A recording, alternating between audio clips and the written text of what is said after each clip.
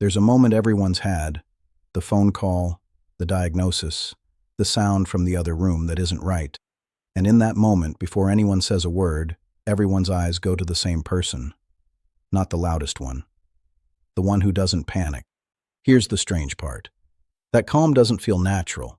Underneath it, most men who carry that role are just as afraid as everyone else in the room. The difference isn't the absence of fear, it's where the weight actually sits. Jesus said it plainly in John chapter 10. The hired hand sees the wolf coming and runs because the sheep were never his to begin with. He's only in it for the wage. But the good shepherd doesn't run, not because he's braver, because the sheep are actually his. Psalm 23 says it a different way. I will fear no evil, for thou art with me. Notice what that verse doesn't say. It doesn't say no evil will come. It says fear doesn't get the final word because of who's present. Here's what that actually means for you. Panic is what happens when you quietly start believing an outcome is yours to control. The hired hand panics because he's alone with a problem too big for him.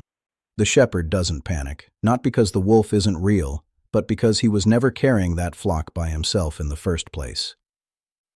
Most men trying to be the calm one in the room are secretly acting like hired hands, gritting their teeth, hoping nobody notices they're terrified, running on willpower alone. That's exhausting, and it isn't sustainable. Real steadiness comes from knowing whose you are and whose the outcome actually belongs to. So here's the practice.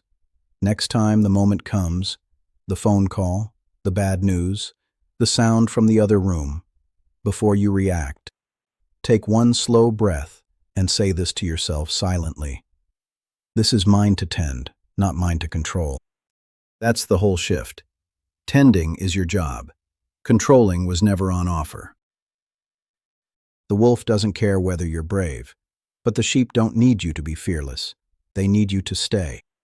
And a man who can stay, not because he's untouchable, but because he knows whose flock this really is, that's quiet, durable strength too.